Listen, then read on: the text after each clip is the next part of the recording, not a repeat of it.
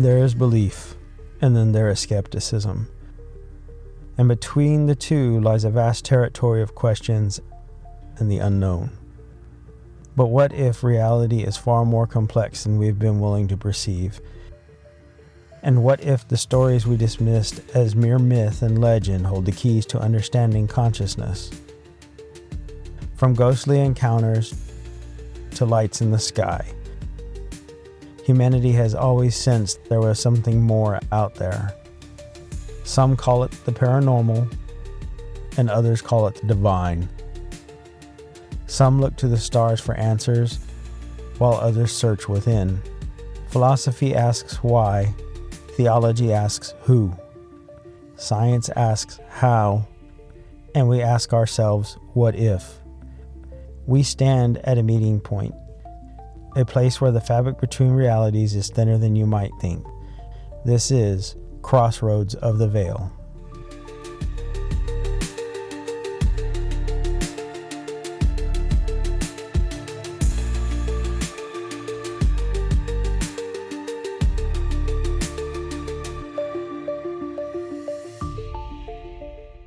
We'll know our disinformation program is complete when everything the American public believes is false. This quote, a chilling and profound statement, is attributed to William Casey, a man who stood at the nexus of intelligence, politics, and covert power in the late 20th century.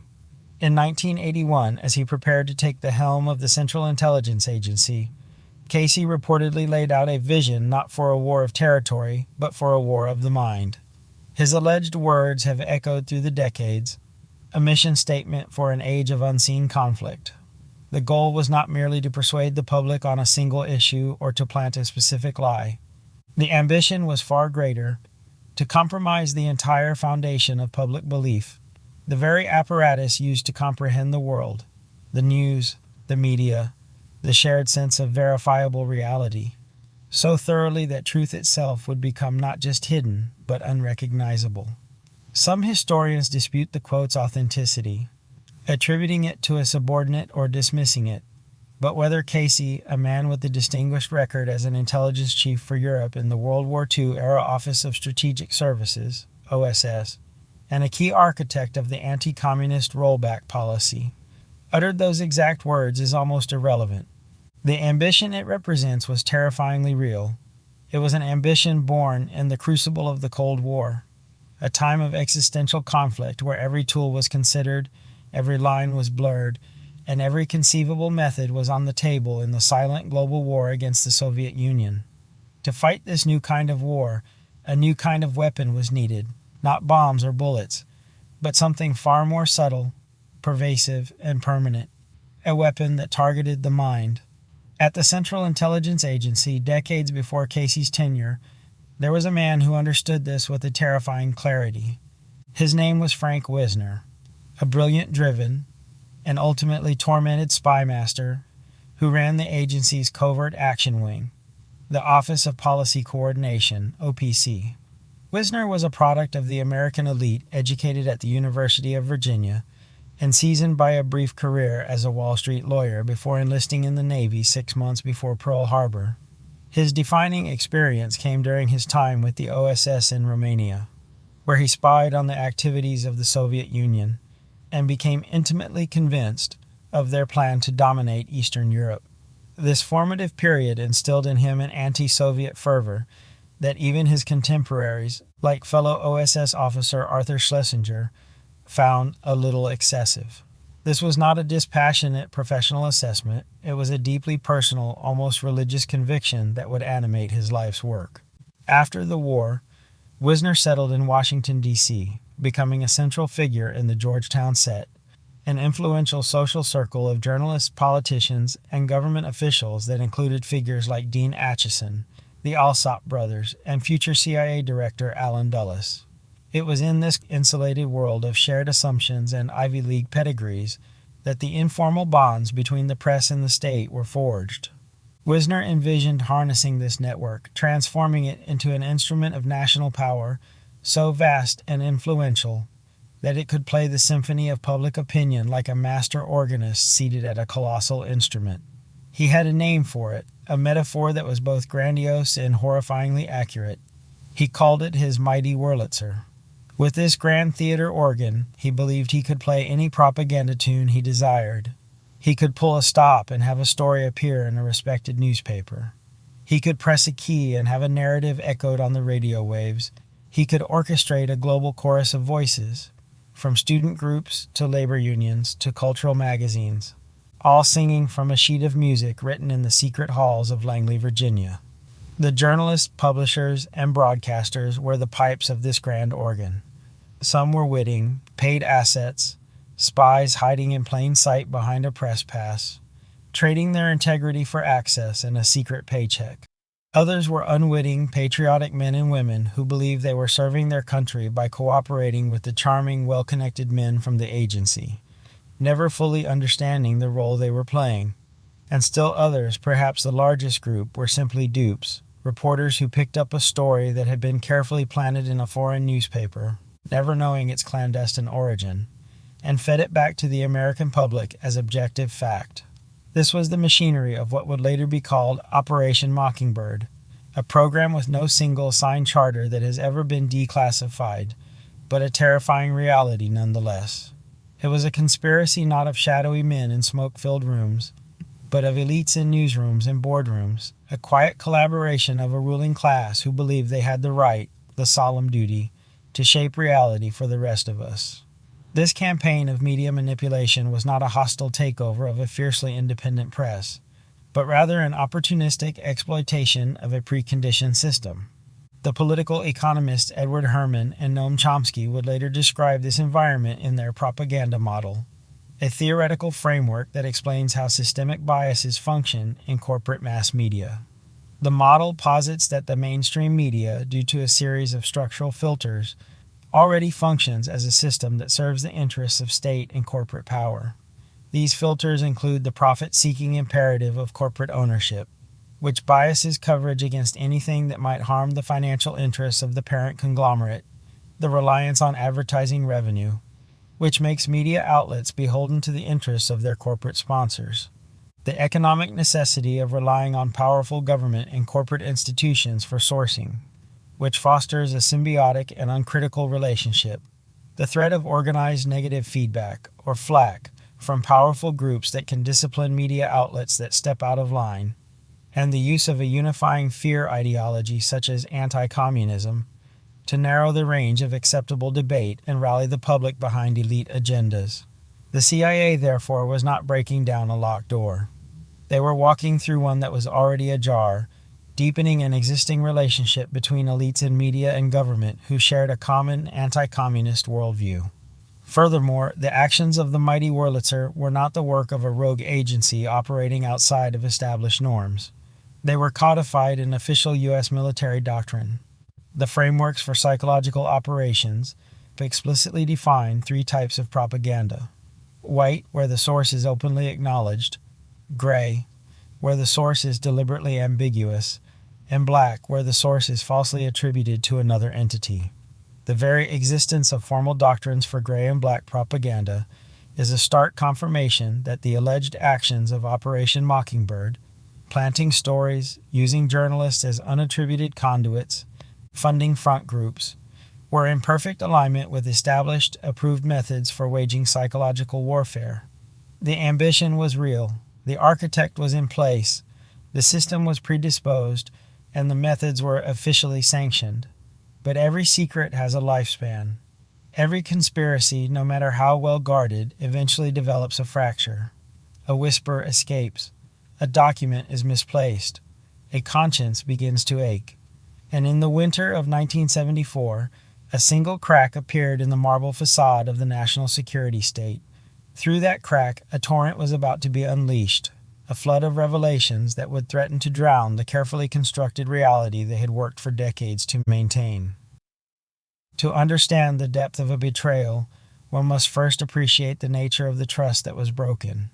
The America that emerged from the Second World War was a nation of unprecedented confidence.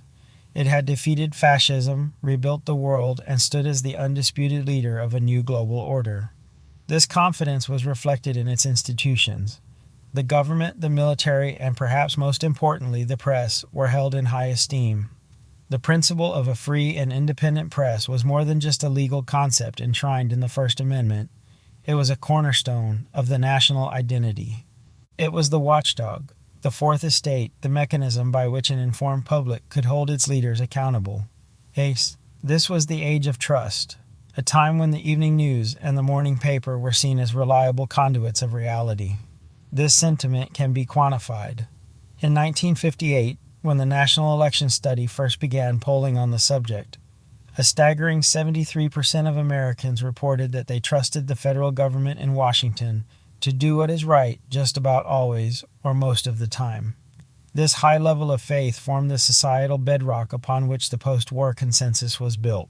But beneath this surface of consensus, a fundamental and irreconcilable conflict was being written into the very architecture of the state. In 1947, the same post-war confidence that trusted its press also created an institution designed to operate entirely outside of its view.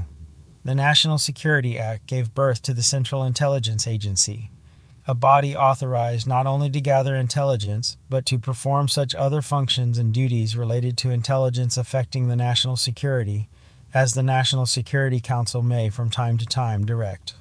This was the foundational paradox of the American Cold War state. A society that prided itself on openness had created a permanent, powerful instrument of secrecy. An establishment built on the principle of revealing truth had sanctioned an agency whose purpose was to conceal, to manipulate, and to act in the shadows. It was within this crucible of competing values, the open society's need for truth versus the secret state's desire for control, that the practices of perception management were born. The conflict was not an accident, it was encoded into the system from its inception. The age of trust was already living on borrowed time, built upon a structural contradiction that would inevitably lead to its own demise. The inciting incident for this new form of warfare, the event that would provide the first true test of these nascent capabilities, did not come from the Kremlin, it came from the sky. Beginning in 1947, a strange new phenomenon gripped the nation: flying saucers. Thousands of sightings of unidentified aerial objects were reported by credible witnesses, from commercial airline pilots to military personnel. The public was captivated, anxious, and demanding answers. For the nascent national security state, the threat was not what these objects might be, but what the belief in them could become. Declassified documents revealed that the primary concern was not an extraterrestrial invasion, but a psychological one. Officials worried about the threat of a growing national hysteria. They feared that a foreign adversary, namely the Soviet Union, could exploit this public fascination for psychological warfare, clogging military communication channels with false reports during a real attack, or using the phenomenon to sow panic and distrust in the government's ability to protect its people. The problem, then, was not one of aeronautics, but of perception. The central question driving the official response was not "what are they?" but "how do we control what people think they are?" This new kind of threat required a new kind of response, a shift in thinking that would have profound consequences. It marked the moment the American public itself was identified as a potential psychological battle space, an entity not just to be informed, but to be actively managed. This was the birth of domestic perception management on a national scale. The UAP phenomenon provided the perfect laboratory for developing these new techniques. Unlike a sensitive foreign policy issue, it was a high-interest, low-stakes problem from the government's perspective. There was no powerful political lobby defending the reality of UFOs, no foreign government to offend by dismissing the subject. It was easily ridiculed, making it a safe, contained environment to test and refine the tools of psychological warfare on the American public. If the techniques of narrative control and debunking failed, the only consequence was that people continued to believe in flying saucers. But if they succeeded, the government would possess a proven methodology for shaping public belief, a methodology that could be deployed in the far more critical arenas of the Cold War. The lights in the sky became the proving ground for a war that would be fought in the headlines, on the airwaves, and in the minds of millions. The song of the Mockingbird was learning its first deceptive notes.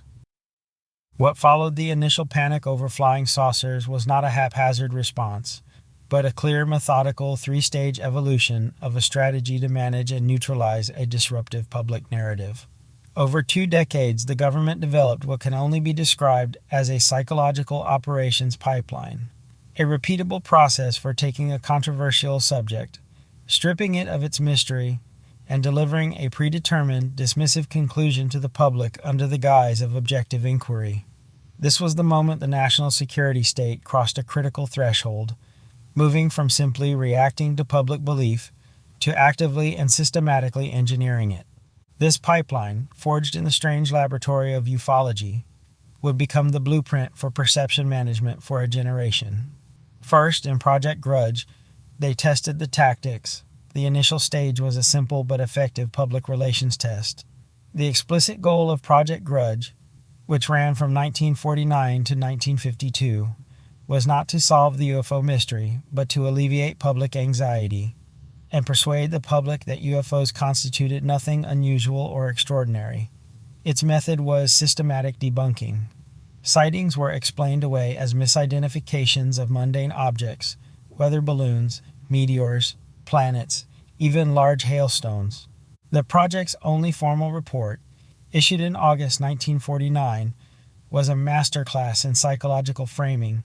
It concluded that the entire phenomenon was the result of a mild form of mass hysteria and war nerves, hoaxes, or the reports of psychopathological persons. The report went so far as to recommend that the investigation be reduced in scope, arguing that the very existence of official Air Force interest was encouraging belief and contributing to the war hysteria atmosphere. The project's own scientific consultant, astronomer J. Allen Hynek, would later blow the whistle on this approach. He was an Ohio State University professor hired by the Air Force to serve as the project's astronomical consultant, tasked with sorting out which sightings could be explained by celestial phenomena. Hynek grew increasingly frustrated with the project's unscientific approach, later stating that Grudge was less science and more of a public relations campaign, and as far from an objective scientific examination of the phenomenon as one could get. But as a tactical test of domestic psychological operations, it was a resounding success. It established a baseline debunking narrative and demonstrated the government's ability to mount a national information campaign to shape public perception. Then, with the Robertson panel, they wrote the playbook. The second stage elevated these ad hoc tactics into a formal strategic doctrine. In January 1953, the CIA convened a secret panel of esteemed physicists, chaired by H.P. Robertson of Caltech. Its purpose was to assess the national security threat of UFOs. The panel's final report, declassified years later, is a pivotal document in the history of perception management. Its conclusions were stark. The panel found no evidence of a direct threat from the objects themselves, but it identified a grave indirect threat: the potential for an adversary to use the public's fascination with UFOs to trigger mass hysteria and disrupt air defense communications. To counter this, the panel recommended a sophisticated national-level psychological operation. It urged that national security agencies institute a policy of public education to debunk UFO reports, to strip the unidentified flying objects of the special status they have been given and the aura of mystery they have unfortunately acquired, and thereby reduce public interest in the subject. The panel didn't just suggest a goal, it outlined the methods. It recommended a multi-platform media campaign, explicitly suggesting the use of the mass media, advertising, business clubs, schools, and even the Disney Corporation to disseminate the debunking message. In a more chilling passage, it also recommended that civilian UFO groups be monitored for subversive activities, specifically naming the Civilian Flying Saucer Investigators and the Aerial Phenomena Research Organization as groups that should be watched because of their potentially great influence on mass thinking. The Robertson panel was the moment a simple PR goal was laundered through the authority of science and codified into a formal psychological operations doctrine, ready to be executed. Finally, with the Condon Committee, they hired a university to perform the play for the entire world. The final stage of the pipeline was the full-scale execution of that doctrine, wrapped in the unimpeachable authority of academia. Commissioned by the Air Force in 1966, the University of Colorado UFO project, known as the Condon Committee, was presented to the world as an independent, objective, scientific investigation led by renowned physicist Edward Condon. Its final report, issued in 1969, delivered the predetermined conclusion: further extensive study of UFOs probably cannot be justified in the expectation that science will be advanced thereby. This finding led directly to the termination of the Air Force's public-facing investigation, Project Blue Book, effectively closing the official book on the subject for decades. But the committee's objectivity was a carefully constructed fiction. Its true purpose was revealed in a leaked internal document that came to be known as the Trick Memo. Written by the project coordinator Robert Lowe on August 9, 1966, the memorandum outlined how the study could be structured to appear objective to the public while being conducted by a group of non-believers who would inevitably find no evidence of reality to the phenomenon. Lowe wrote, "The trick would be, I think, to describe the project so that to the public it would appear a totally objective study, but it, to the scientific community, would present the image of a group of non-believers trying their best to be objective, but having an almost zero expectation of finding a saucer." The memo's exposure in a 1968 Look magazine article titled "Flying Saucer Fiasco" sparked a firestorm of controversy, but the damage was done. The Condon Committee was the culmination of the psychological operations pipeline. It took the debunking doctrine established by the Robertson panel and laundered it through the credibility of a major university, delivering the government's desired message to the public not as a press release, but as the unimpeachable conclusion of objective science. This three-stage process reveals a crucial insight into the nature of sophisticated propaganda. It is not just about telling lies, it is about co-opting the most trusted arbiters of truth in society. The government did not simply issue a statement saying UFOs are not real. It systematically engineered a process whereby the military, then a panel of elite scientists, and finally a major academic institution, arrived at that conclusion, creating the powerful illusion of an unassailable scientific consensus. In doing so, the operation didn't just debunk UFOs, it weaponized the scientific process itself, using its authority as a front. The long-term consequence, or blowback of this strategy, was not merely the successful management of the UFO narrative, but the planting of seeds of distrust in the very institutions of knowledge it exploited, a corrosion of public faith that would have consequences far beyond the strange world of anomalous skies. This proven, repeatable model for manipulating public perception on a national scale was now ready to be deployed into the critical geopolitical battlegrounds of the Cold War. The methodology was now proven, the pipeline was built, and as the Cold War intensified, the tools forged in the strange laboratory of ufology were scaled up and deployed on a global stage. The target was no longer a niche public fascination, but the hearts and minds of the entire world. This escalation brings us to a critical complication in our investigation, a point where the truth becomes deliberately obscured by a hall of mirrors. The very name of our subject, Mockingbird, refers to two distinct, albeit thematically linked phenomena. Understanding the difference between them, and how one was used to conceal the other, is the key to untangling this web of deception. First, there is the Mockingbird we can prove, the one that exists in the hard, cold reality of declassified government documents. In 2007, the CIA released a trove of its most sensitive historical files, the infamous family jewels, that cataloged the agency's own skeletons in the closet. Buried within those 700 pages was a memo describing a program with the official codename Project Mockingbird. But this was not a sprawling propaganda empire. Instead, it was a precise, targeted, and illegal domestic counterintelligence operation initiated in 1963. Its primary goal was chillingly simple: to identify and plug leaks. The operation involved round-the-clock telephone intercepts, warrantless wiretaps on the homes and shared office of two prominent Washington-based syndicated columnists, Robert S. Allen and Paul Scott. Their column, the Allen Scott Report, reached as many as 300 newspapers, and their frequent direct quotes from highly classified reports had sent shockwaves through the intelligence community.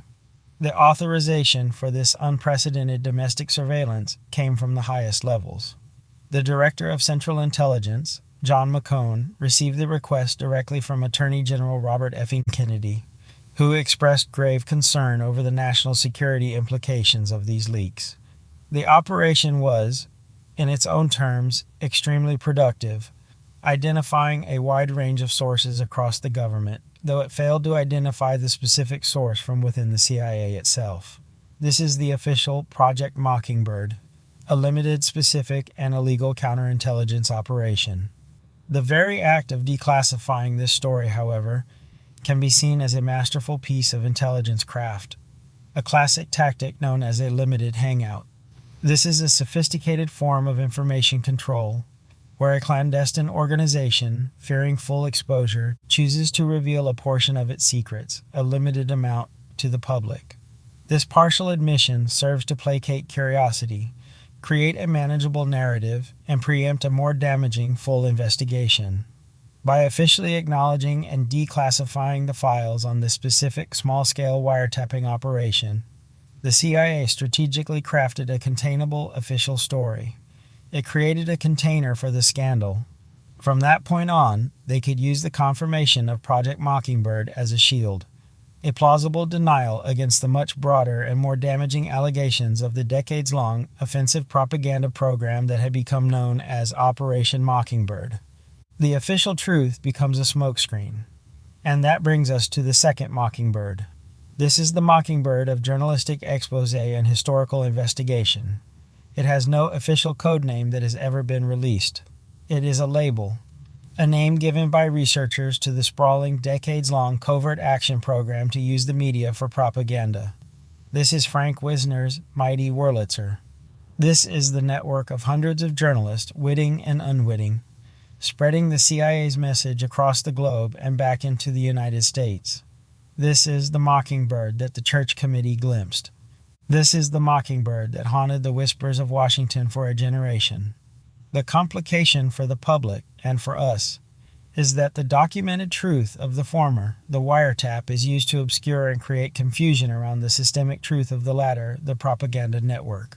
We tend to view declassification as an act of transparency, but in the hands of an intelligence agency, the act of releasing a secret can be the most effective way to protect a bigger secret. The declassification of the family jewels regarding the wiretap was not a defeat for the CIA. It was an information warfare victory. It allowed them to control the narrative of their past sins, defining Mockingbird in the narrowest possible terms and creating a permanent source of confusion. The public debate becomes mired in semantics, while the core truth of the abuse is deflected.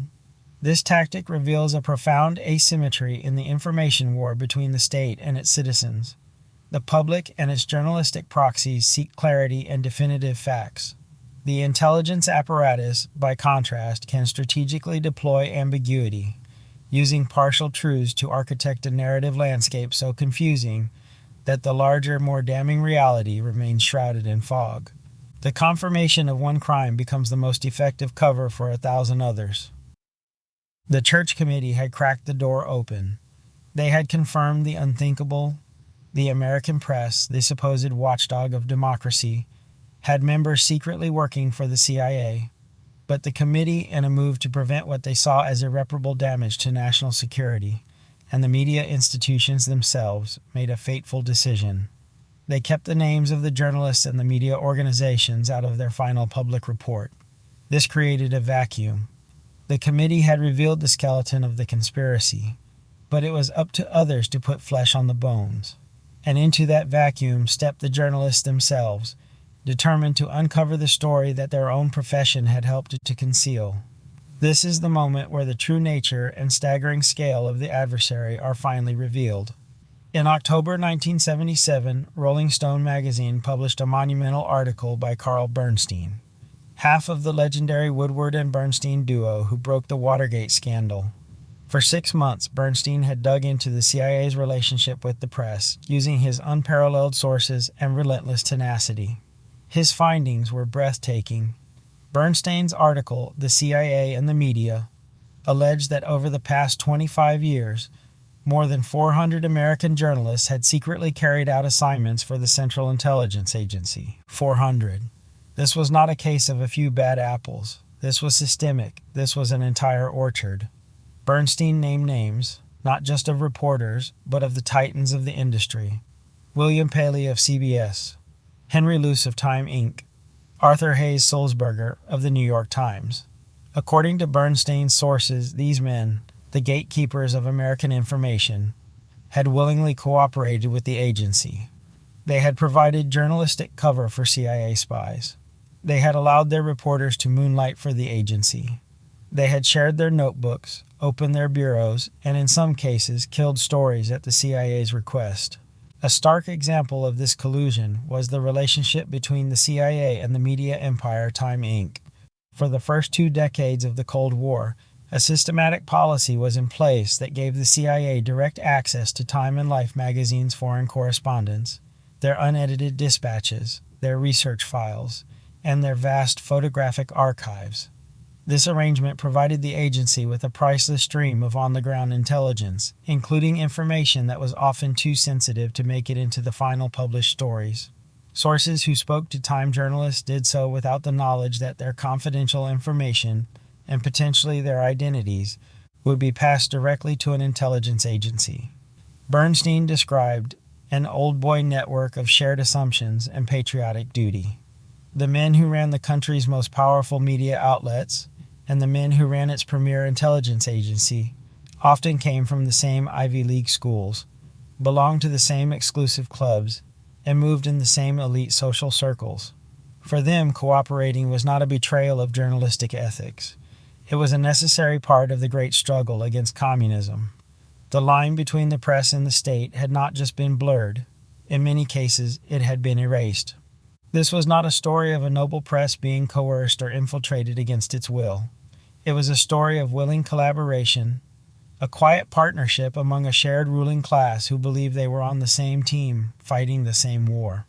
This is a far more damning indictment of the entire mid-century American establishment, suggesting the firewall between the Fourth Estate and the state was a myth long before Mockingbird formalized its absence. Then, 2 years later, in 1979, a book appeared that gave the beast its popular name. It was an unauthorized biography of Washington Post publisher Katharine Graham, written by a young journalist named Deborah Davis. The book was titled Catherine the Great, and in its pages, Davis laid out the history of the CIA's media manipulation program, identifying Frank Wisner and his mighty Wurlitzer as its origin.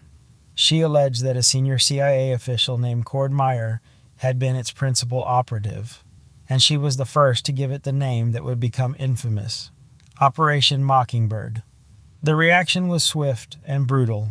The establishment closed ranks. Katharine Graham and her powerful editor, Ben Bradley, were enraged. They threatened a lawsuit. The publisher, Harcourt Brace Jovanovich, buckled under the pressure. In a move that is almost unheard of in the publishing world, they recalled the entire first printing and had it destroyed, wiped from existence. The very act of suppressing the book was a stark real-world demonstration of the media power it described. The attempt to erase the book about systemic media control became the ultimate proof of that control. It was a perfect self-referential event that validated the book's core thesis in the most dramatic way possible. But the story was out. The name was out. Operation Mockingbird had entered the lexicon. This is the moment of clarity in our investigation. We look in the mirror and see that the reflection is not what we thought. The guardians of truth were in many cases the agents of deception. The mighty Wurlitzer wasn't just playing propaganda tunes in foreign capitals. Its music was echoing back home, shaping what Americans read, what they believed, and how they saw the world. The Song of the Mockingbird was the soundtrack of the Cold War, and we were all listening. In the turbulent, cynical atmosphere of post-Watergate America, the revelations of widespread intelligence abuses demanded a public reckoning. In the winter of 1974, a bombshell article by New York Times journalist Seymour Hersh ripped through the facade, detailing illegal CIA domestic spying operations. The public outcry was deafening. On January 27, 1975, the U.S. Senate voted overwhelmingly to establish the Senate Select Committee to study governmental operations with respect to intelligence activities, famously chaired by Senator Frank Church of Idaho. This was not a perfunctory inquiry. It was a profound clash between unchecked executive power and the legislative branch's constitutional duty of oversight. For 16 relentless months, the Church Committee delved into the dark heart of the intelligence community, uncovering a history far more shocking than the public could have ever imagined. The committee's final reports, published in 1976, were a catalog of horrors. They found assassination plots against foreign leaders like Fidel Castro and Patrice Lumumba. They exposed the National Security Agency's illegal monitoring of U.S. citizens through programs like Project Shamrock, which involved major telecommunications companies turning over international telegram traffic to the NSA, and Project Minaret, which created a watch list of anti-war activists, including Dr. Martin Luther King, Jr., actress Jane Fonda, and Senator Church himself. And they found something that went to the very heart of our story: official, undeniable proof of a deep and corrupting relationship between the CIA and the press. The committee's final report stated, in the dry, careful language of a government document, that the CIA had maintained a global network of several hundred foreign individuals used for propaganda and, most damningly, had cultivated secret relationships with about 50 American journalists or employees of U.S. media organizations. This was the promise of transparency, a moment where it seemed the system might finally be held accountable. Senator Frank Church, a man deeply troubled by what he had learned, went on television to issue a grave warning. He spoke of the immense technological power of the National Security Agency, a power he now understood in terrifying detail. "I know the capacity that is there to make tyranny total in America," he warned. "And we must see to it that this agency and all agencies that possess this technology operate within the law and under proper supervision, so that we never cross over that abyss. That is the abyss from which there is no return." The committee had stared into that abyss, and for a moment it seemed they were pulling the country back from the brink. A key part of this reckoning involved exposing the FBI's own parallel program of domestic repression, COINTELPRO. Running from 1956 to 1971, this counterintelligence program was designed to discredit and neutralize organizations considered subversive. Its targets were not foreign spies, but American citizens, including the Communist Party, the Socialist Workers' Party, and most aggressively, black liberation groups. The Black Panther Party bore the brunt of COINTELPRO's fury. The FBI used a range of tactics, including agent provocateurs, sabotage, misinformation, and lethal force. Agents forged correspondence to create deadly rivalries between the Black Panther Party and other black nationalist groups like the U.S. Organization, a conflict that led to the murders of Black Panther Party members Bunchy Carter and John Huggins.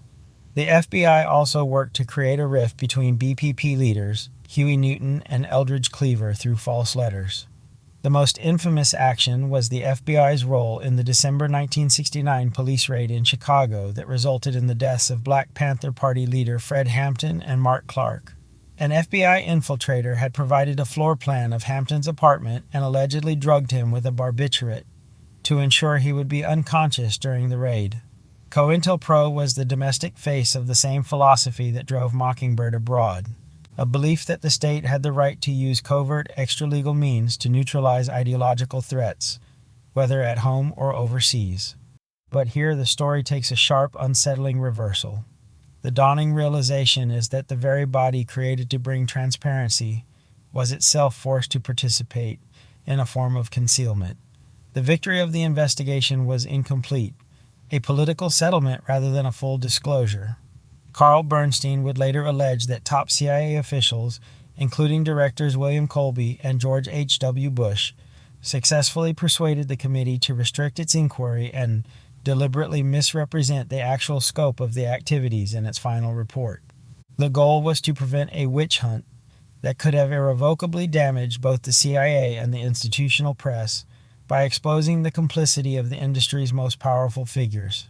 The committee's own final report contains language acknowledging this delicate balance, stating that in order to safeguard necessary intelligence activities, it decided not to reveal publicly the full and complete picture of the intelligence operations of the United States government. This negotiation between Congress and the CIA resulted in a carefully calibrated disclosure. The public report became another, more sophisticated, limited hangout. By confirming some wrongdoing and recommending reforms like the Foreign Intelligence Surveillance Act of 1978, the committee demonstrated its effectiveness and satisfied public calls for accountability. Yet by concealing the full, explosive scope of the media collusion, it protected the system from total collapse. This reveals the incredible resilience and power of the national security establishment. Even when caught in its worst abuses and facing a full-scale congressional investigation, the CIA was able to negotiate the terms of its own exposure. It successfully protected its most valuable assets and the names of its most powerful collaborators. The investigation, while essential, also revealed the limits of oversight, suggesting the system is capable of absorbing and containing even the most direct challenges to its power, turning a public reckoning into a managed retreat. The empirical consequence of these scandals was a catastrophic collapse in public trust, a measurable societal wound. The high confidence of the post-war era evaporated, replaced by a deep and enduring cynicism. This dramatic decline, from 3/4 of the population to just 1/4 in a little over 2 decades, was not an accident. It was the direct, quantifiable result of a government that had betrayed the confidence of its people through systemic deception and abuse of power, from the hidden manipulations of Mockingbird to the violent repression of COINTELPRO. For a long time, the story of Operation Mockingbird, as shocking as it was, remained in a recognizable world of spies and journalists, propaganda, and politics. But the true crisis, the disaster that brings this threat directly into our present moment, is the realization that the Mockingbird philosophy is not a historical artifact. It is alive, well, and has evolved into a far more sophisticated and chaotic force. The enduring echo of these past deceptions now reverberates with deafening force on the modern information battleground. And nowhere is this clearer than in the strange and contentious discourse surrounding unidentified anomalous phenomena, or UAP. The central conflict is perfectly encapsulated in a recent article from the Wall Street Journal. The piece argues that far from hiding aliens, the Pentagon has actively and deliberately fueled UFO myths for decades as a form of psychological operation. This Pentagon disinformation thesis presents a comprehensive alternative explanation for the entire history of American ufology. Its key claims, reportedly based on findings from the Pentagon's own UAP Investigation Office, the All-Domain Anomaly Resolution Office, include using UFO stories as camouflage to provide cover for the testing of highly classified terrestrial technology, such as the F-117 Nighthawk stealth fighter. It alleges this was not a passive strategy. An Air Force colonel admitted to investigators that he was acting under official orders in the 1980s, when he provided a researcher with fake photos of flying saucers to divert attention. The report even details a bizarre internal hazing ritual involving a fictional program called Yankee Blue, which purported to be investigating recovered alien technology, used to mislead and test the loyalty of personnel for decades. This narrative is the perfect modern-day limited hangout. It is a disaster for anyone seeking clear answers. It admits to a shocking, decades-long deception by the government that they faked UFO stories and lied to the public, but it does so in order to provide a convenient, terrestrial, and ultimately less paradigm-shattering explanation for the entire UAP phenomenon. It serves to kill the much bigger, more disruptive story being pushed by whistleblowers, allowing the government to say, "Yes, we lied, but we lied for a sensible reason, to protect our own secret weapons. Now the story is over." It is a confession designed to end, not to begin, a deeper inquiry. This move has not gone unchallenged. A coalition of newer, more specialized media outlets like The Debrief and News Nation have forcefully rebutted the Wall Street Journal's reporting. This counter-narrative is centered on the explosive claims of David Grush, a decorated former combat officer and intelligence official who served as a representative to the UAP task force. In sworn testimony before Congress, Grush alleged the existence of a multi-decade UAP crash retrieval and reverse engineering program, and claimed that the U.S. government is in possession of non-human biologics recovered from these craft. In direct contradiction, the official All-Domain Anomaly Resolution Office historical report, published in March 2024, states unequivocally that it found no evidence that any U.S. government investigation, academic-sponsored research, or official review panel has confirmed that any sighting of a UAP represented extraterrestrial technology. This public battle between competing media factions highlights a significant evolution from the Cold War. Instead of a centralized intelligence agency manipulating a largely compliant mass media, the modern landscape features an open war between a powerful legacy outlet promoting a skeptical, government-centric narrative and a decentralized network of newer outlets leveraging direct access to primary sources to build a credible counter-narrative. The Wurlitzer is no longer a single centrally controlled organ. It is two orchestras playing competing symphonies at full volume. The goal of information control appears to have shifted from making everyone believe one thing to making it impossible for anyone to be sure of anything. This clash creates a perfect analytical trap, a disinformation double bind from which it is nearly impossible to escape.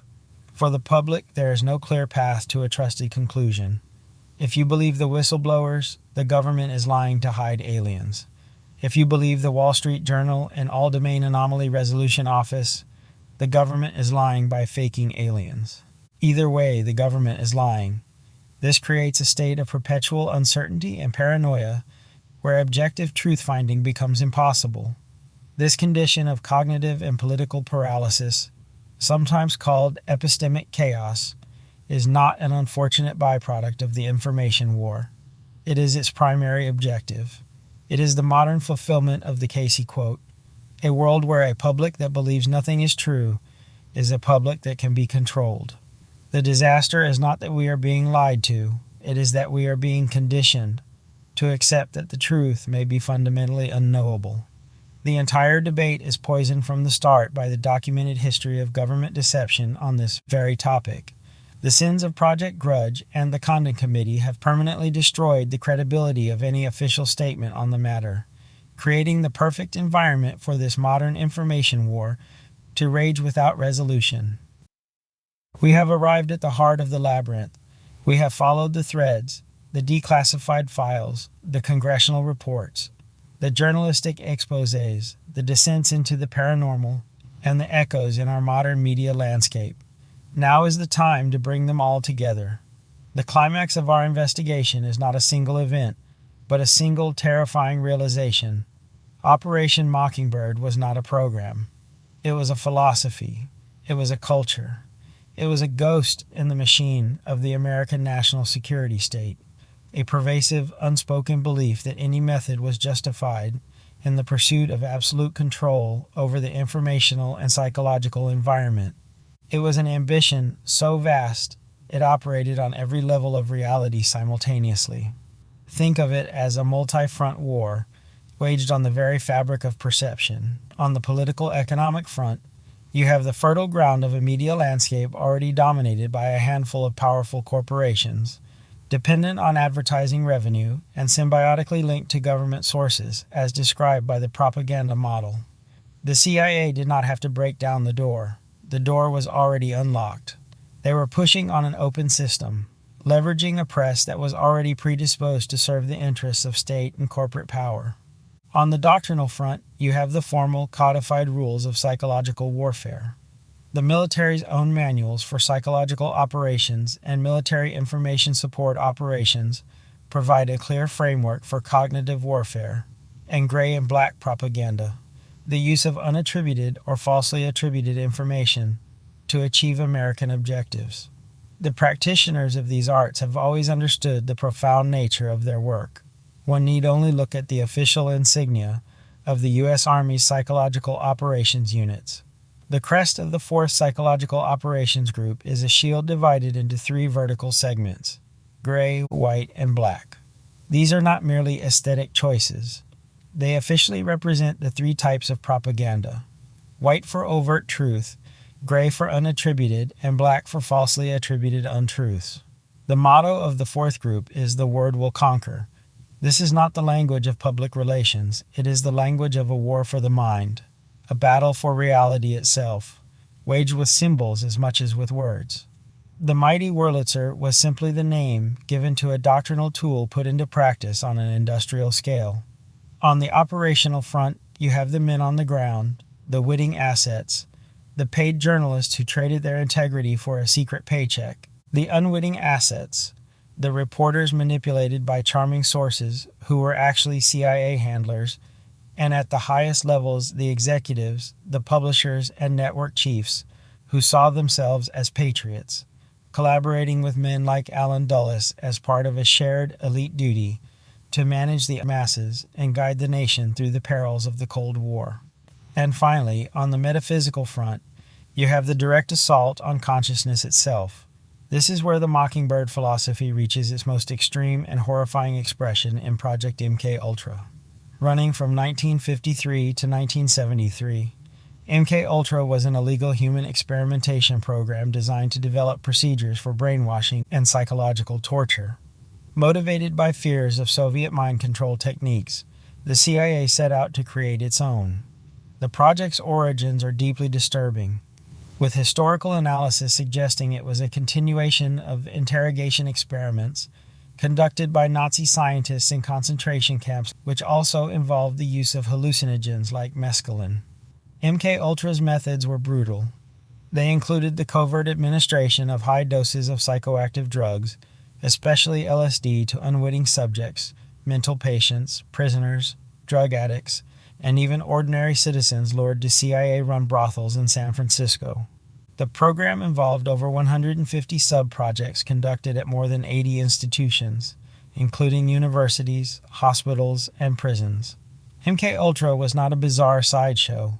It was the research and development wing of the Mockingbird philosophy, exploring new weapons for the same eternal war on the mind. This is the moment of truth, the realization that all these things are connected. The illegal wiretap of Project Mockingbird was a defensive action to protect the system from leaks. The propaganda network of Operation Mockingbird was the offensive action of that same system. The UFO perception management pipeline was a domestic field test of its methods. COINTELPRO was the application of those methods against internal dissent, and MKUltra was the horrifying logical extension of the entire philosophy. The mindset that justifies secretly funding a student group is the same mindset that justifies secretly dosing a citizen with LSD. Both actions stem from a belief that the state has the right to operate on the consciousness of individuals and populations without their knowledge or consent for the sake of national security. It was not one monolithic project with a single office and a line-item budget. It was a way of thinking, a shadow ideology that infected the intelligence community.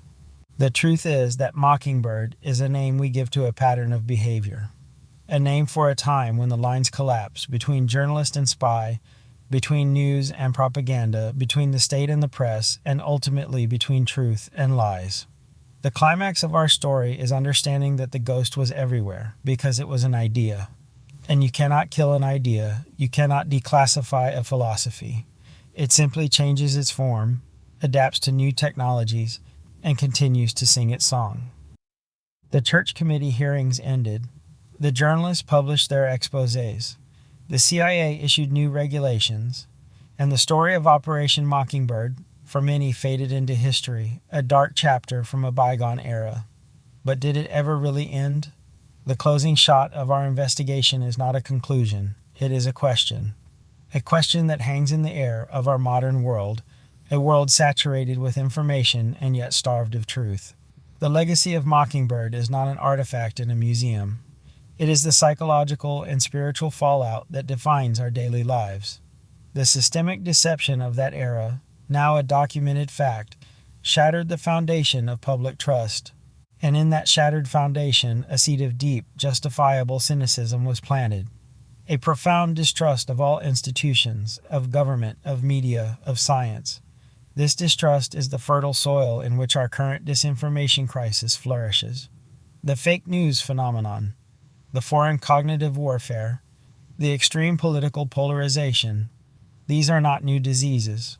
They are the long-term symptoms of the original Mockingbird poison.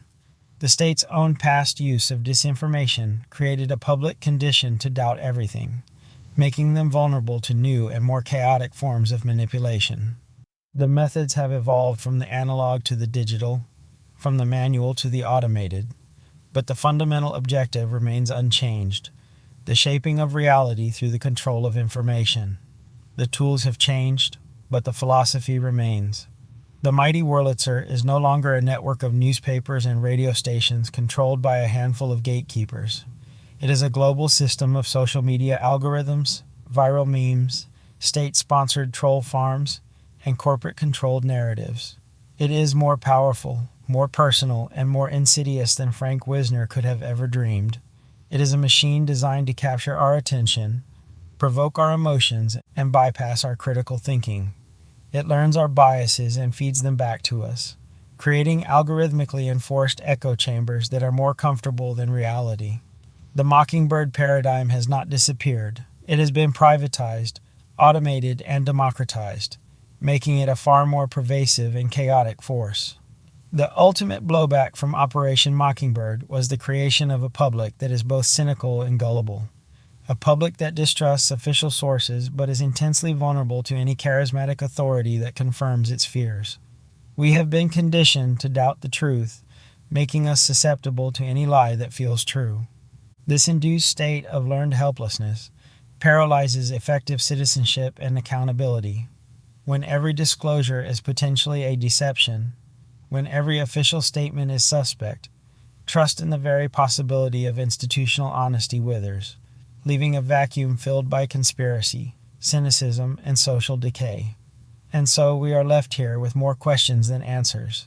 This is the purpose of our journey, not to give you a neat, tidy conclusion, but to arm you with the tools of inquiry, to encourage you to ask your own questions.